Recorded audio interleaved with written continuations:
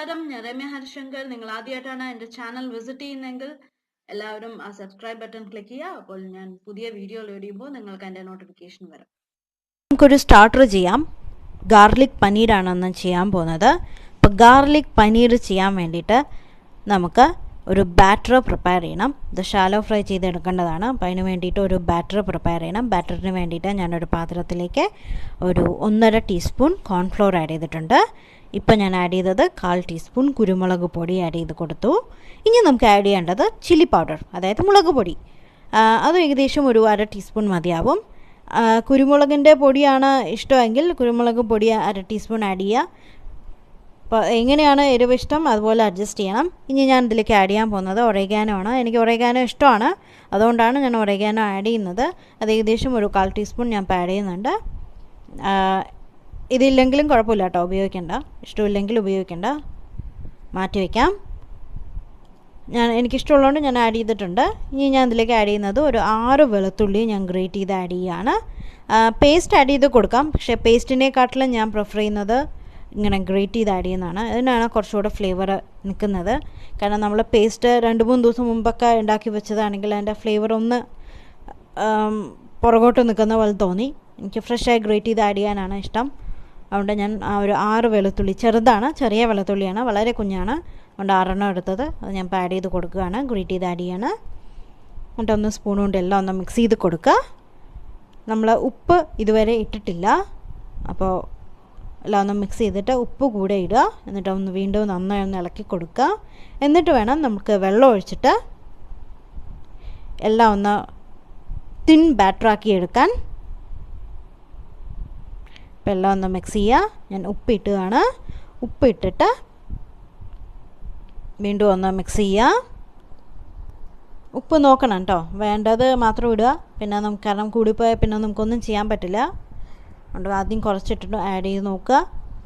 ഇനി നമുക്ക് വെള്ളം ആഡ് ചെയ്ത് കൊടുക്കാം. ഞാൻ ഏകദേശം ആദ്യം ഒരു 2 ടീസ്പൂൺ ആഡ് ചെയ്ത് കൊടുത്തിട്ടുണ്ട്. ആദ്യം എല്ലാം ഒന്ന് മിക്സ് ചെയ്യുക. മിക്സ് ചെയ്തിട്ട് നോക്കുക. നമുക്ക് തിൻ ബാറ്റർ മതി, അതുകൊണ്ട് ഒരുപാട് ലൂസാക്കരുത്. കാരണം ആ പനീരിലോട്ട് നമുക്ക് ബാറ്റർ ഒന്ന് കോട്ട് ചെയ്തെടുക്കണം. അതുകൊണ്ട് ബജ്ജി മാതിരി കോട്ട് ചെയ്യരുത്, ബജ്ജിയുടെ ബാറ്റർ മാതിരി കോട്ട് ചെയ്യരുത്. അപ്പം നോക്കുക. ഞാനിപ്പോൾ ആദ്യം 2 ടീസ്പൂൺ ആഡ് ചെയ്തിട്ടുണ്ട്. കുറച്ച് തിക്കായതുകൊണ്ട് ഞാൻ കുറച്ചുകൂടെ വെള്ളം ആഡ് ചെയ്ത് കൊടുക്കുകയാണ്. വീണ്ടും 1 ടീസ്പൂൺ കൂടെ വെള്ളം ആഡ് ചെയ്ത് കൊടുക്കുകയാണ്. ഒറേഗാനോ ടേസ്റ്റ് ഇനിയും വേണമെന്നുണ്ടെങ്കിൽ കുറച്ചുകൂടെ ആഡ് ചെയ്ത് കൊടുക്കാം. അപ്പോൾ ഞാൻ 1 ടീസ്പൂൺ കൂടെ ആഡ് ചെയ്ത് കൊടുക്കുകയാണ്. അപ്പോൾ മൊത്തം 3 ടീസ്പൂൺ ഞാൻ ആഡ് ചെയ്തിട്ടുണ്ട് വെള്ളം. പനീർ ഓൾറെഡി ഞാൻ കട്ട് ചെയ്ത് വെച്ചിട്ടുണ്ട്, ചെറുതാക്കി കട്ട് ചെയ്ത് വെച്ചിട്ടുണ്ട്. അത് ഏകദേശം ഒരു 100 ഗ്രാം വരും. ക്യൂബ്സാക്കി കട്ട് ചെയ്ത് വെച്ചതാണ്. ഇത് ഉണ്ടാക്കിയിട്ട്, അതായത് ബാറ്റർ പ്രിപ്പയർ ചെയ്തിട്ട് പനീരും കൂടി ഇട്ട് നന്നായി ഒന്ന് മിക്സ് ചെയ്യുക. മസാലയിലോട്ട് പനീർ നന്നായി കോട്ട് ചെയ്യണം, ആ ഗാർലിക്കിൻ്റെ മസാലയിലോട്ട്. എന്നിട്ട് മിനിമം ½ ആൻ അവറെങ്കിലും വയ്ക്കുക, എന്നാലേ അതിൻ്റെ ഫ്ലേവറെല്ലാം പനീരിലോട്ട് പിടിക്കുള്ളൂ. തലേദിവസം ഉണ്ടാക്കി മാരിനേറ്റ് ചെയ്ത് വയ്ക്കുകയാണെങ്കിൽ അതാണ് ബെസ്റ്റ്. അതാണ് കുറച്ചുകൂടെ ഫ്ലേവർ നല്ലോണം നിൽക്കുക. അല്ല പെട്ടെന്ന് ഉണ്ടാക്കുകയാണ്, സമയമില്ല എന്നുണ്ടെങ്കിൽ രാവിലെ എണീറ്റ് ചെയ്യാം, പക്ഷേ ½ ആൻ അവർ വെക്കണം, എന്നാലേ അതിൻ്റെ ഫ്ലേവർ നിൽക്കുള്ളൂ. ഇത് നമ്മൾ ഡീപ്പ് ഫ്രൈ ചെയ്തെടുക്കുകയല്ല, ഷാലോ ഫ്രൈ ചെയ്തെടുക്കുകയാണ്. ഡീപ്പ് ഫ്രൈ ചെയ്ത് വേണമെങ്കിൽ എടുക്കാം, പക്ഷേ ഞാൻ ഇന്ന് പ്രിഫർ ചെയ്യുന്നത് ഷാലോ ഫ്രൈ ചെയ്തെടുക്കാനാണ്. അതുകൊണ്ട് അങ്ങനെ ഞാൻ കാണിച്ചു തരാം. അപ്പോൾ ഞാൻ പനീർ മുഴുവൻ ആഡ് ചെയ്തിട്ട് ഞാൻ ആദ്യം ഒന്ന് സ്പൂൺ കൊണ്ട് ഇളക്കി നോക്കി, പക്ഷേ മസാല എല്ലാവിടേക്കും എത്തുന്ന പോലെ തോന്നിയില്ല. അതുകൊണ്ട് ഞാൻ കൈ കൊണ്ട് തന്നെ ഒന്ന് തിരുമ്മി പിടിപ്പിക്കുകയാണ്. ഞാൻ പറഞ്ഞ പോലെ തലേദിവസം ഉണ്ടാക്കി വയ്ക്കാം, ഫ്രിഡ്ജിൽ അടച്ച് എടുത്ത് വെച്ചാൽ മതി. അല്ല സമയമില്ലെങ്കിൽ ½ ആൻ അവർ മുമ്പ് ചെയ്യുക. എന്നിട്ട് ½ ആൻ അവർ വെച്ച് കഴിഞ്ഞ് കഴിഞ്ഞാൽ നമുക്ക് ഷാലോ ഫ്രൈ ചെയ്തെടുക്കാം. ഞാൻ ½ ആൻ അവർ വെച്ചതിന് ശേഷം ഒരു നോൺ സ്റ്റിക്ക് പാനിലാണ് ഷാലോ ഫ്രൈ ചെയ്തെടുക്കുന്നത്. ഞാൻ നോൺ സ്റ്റിക്കിൻ്റെ പാനാണ് എടുക്കുന്നത്. അപ്പോൾ ഏത് പാനാണോ സൗകര്യം അതിൽ നമുക്ക് ഷാലോ ഫ്രൈ ചെയ്തെടുക്കാം. ഞാൻ ഷാലോ ഫ്രൈ ചെയ്തെടുക്കുന്നത് നെയ്യിലാണ്. ബട്ടർ പ്രിഫർ ചെയ്യുന്നെങ്കിൽ ബട്ടറിൽ ചെയ്യാം, അല്ല സാധാരണ എണ്ണയിലാണെങ്കിൽ സാധാരണ എണ്ണയിൽ ചെയ്യാം. ഞാൻ അതപ്പോൾ എല്ലാം കോട്ട് ചെയ്ത് വെച്ചിട്ടുണ്ട്, പനീർ മുഴുവൻ കണ്ടില്ലേ. ഇനി ഞാനിത് ഒരു ½ ആൻ അവർ വയ്ക്കാൻ പോവുകയാണ്. അപ്പോൾ ½ ആൻ അവർ വെച്ച ശേഷം ഞാൻ കാണിച്ചു തരാം. ഞാൻ പാൻ ചൂടാക്കാൻ വയ്ക്കാൻ പോവുകയാണ് ½ ആൻ അവർ കഴിഞ്ഞ് കഴിഞ്ഞാൽ. ഓക്കെ, അപ്പോൾ ഞാൻ പാൻ ചൂടാക്കാൻ വെക്കട്ടെ, അതിന് ശേഷം കാണിച്ചു തരാം. കണ്ടില്ലേ, ഇപ്പോൾ ½ ആൻ അവർ ആയി. ഞാൻ പാൻ ചൂടാക്കാൻ വെച്ചു. ഞാൻ പറഞ്ഞില്ലേ, ഞാൻ നെയ്യിലാണ് ഞാൻ ഷാലോ ഫ്രൈ ചെയ്തെടുക്കുന്നത്. അതിലോട്ട് കുറച്ച് നെയ്യ് ഒഴിച്ച് കൊടുക്കുക.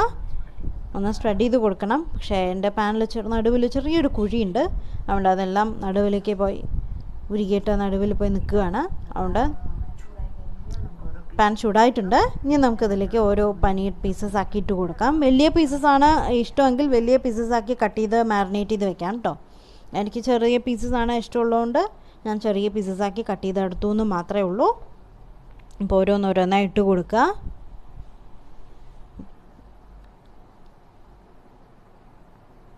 നല്ല ടേസ്റ്റുള്ളൊരു റെസിപ്പിയാണത്, ഡിഷാണ്. അപ്പം ട്രൈ ചെയ്ത് നോക്കണം. സ്റ്റാർട്ടറായിട്ടും ഈവനിങ് സ്നാക്കായിട്ടും ഈവൻ സൈഡ് ഡിഷായിട്ടൊക്കെ ഇപ്പോൾ യൂസ് ചെയ്യാം.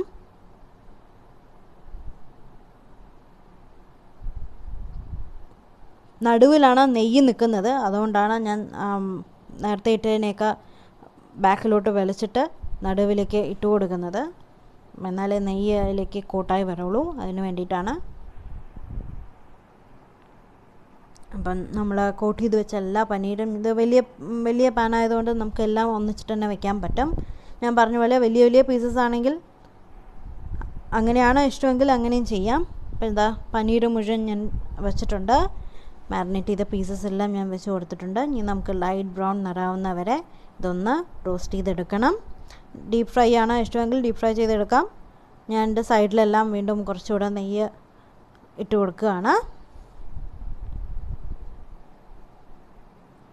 അപ്പോൾ ഒന്ന് ലൈറ്റ് ബ്രൗൺ നിറാവട്ടെ.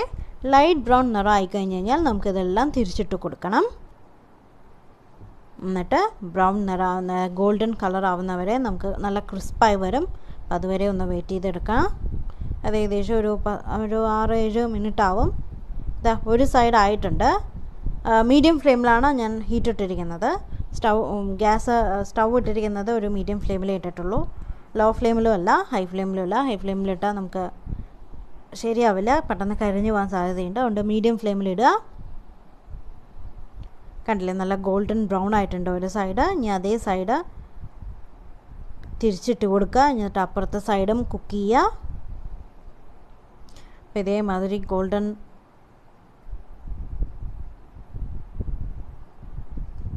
കളറും ആയിക്കഴിഞ്ഞ് കഴിഞ്ഞാൽ നമുക്ക് തീ ഓഫ് ചെയ്ത് സെർവ് ചെയ്യാം. കണ്ടില്ലേ, ഞാൻ 2 സൈഡും നല്ല ക്രിസ്പാവുന്നവരെ മൊരിയിച്ചെടുത്തതാണ്. ഞാൻ പറഞ്ഞ പോലെ ഷാലോ ഫ്രൈ ചെയ്തെടുക്കാം. അപ്പോൾ അതെങ്ങനെയാണ് ഇഷ്ടം അതുപോലെ ചെയ്യുക. ഇത് കെച്ചപ്പിൻ്റെ ഒപ്പം കഴിക്കാം, സ്റ്റാർട്ടറായിട്ട് മയോണൈസിൻ്റെ ഒപ്പം ഒക്കെ കഴിക്കാം. ഞാൻ തീ ഓഫ് ചെയ്തു. അല്ലെങ്കിൽ നല്ല ക്രിസ്പായി വന്നിട്ടുണ്ട് 2 ഭാഗവും. ഉള്ളിൽ സോഫ്റ്റാണ്, തൊട്ട് നോക്കുമ്പോൾ മനസ്സിലാവും. പുറമേ മാത്രമേ നല്ല ക്രിസ്പായി വന്നിട്ടുള്ളൂ, എന്നാൽ ഉള്ളിലെല്ലാം ആ ഗാർലിക്കിൻ്റെ ഫ്ലേവർ നിൽക്കും. തീ ഓഫ് ചെയ്തിട്ട് എല്ലാം എടുക്കുകയാണ്, ഒരു പ്ലേറ്റിലോട്ട് മാറ്റി കൊടുക്കുകയാണ്. ഇനി നമുക്കിത് സെർവ് ചെയ്യാം. അത്രയേ ഉള്ളൂ. വളരെ ഈസി ആയിട്ട് ഉണ്ടാക്കാൻ പറ്റും. എല്ലാവരും ട്രൈ ചെയ്ത് നോക്കണം. ട്രൈ ചെയ്തിട്ട് അഭിപ്രായം പറയണം, താഴെ കമൻറ്റ് ചെയ്യണം. ആരും കമൻറ്റ് ചെയ്യുന്നില്ല. എല്ലാവരും സബ്സ്ക്രൈബ് ചെയ്യണം ആദ്യമായിട്ടാണ് ചാനൽ കാണുന്നതെങ്കിൽ. എന്നിട്ട് കമൻറ്റ് ചെയ്യുക. കണ്ടില്ലേ, ഞാൻ എല്ലാം എടുത്തു പാനിൽ നിന്ന് എല്ലാം എടുത്തു പ്ലേറ്റിലോട്ട്. ഇനി നമുക്കിത് സെർവ് ചെയ്യാം. ചൂടാറട്ടെ ഒന്ന്. ചൂടാറിയ ശേഷം നമുക്കിത് കഴിക്കാം. ഞാനിതിപ്പോൾ സെർവ് ചെയ്യുന്നത് കോക്കനട്ട് റൈസിൻ്റെ ഒപ്പമാണ്. ഞാൻ പറഞ്ഞില്ലേ, സൈഡ് ഡിഷായിട്ടും യൂസ് ചെയ്യാം, സ്റ്റാർട്ടറായിട്ടും യൂസ് ചെയ്യാം. അപ്പോൾ ഞാൻ എന്താ സെർവ് ചെയ്തിട്ടുണ്ട്. ഉള്ളിൽ നല്ല സോഫ്റ്റ് ആയിട്ടുണ്ട്, എന്നാൽ പുറത്ത് നല്ല ക്രിസ്പാണ്. അപ്പോൾ എല്ലാവരും ഒന്ന് ട്രൈ ചെയ്ത് നോക്കുക, എന്നിട്ട് അഭിപ്രായം പറയുക. പുതിയ റെസിപ്പി ആയിട്ട് നമുക്ക് വീണ്ടും കാണാം. അതുവരേക്കും ബൈ ബൈ.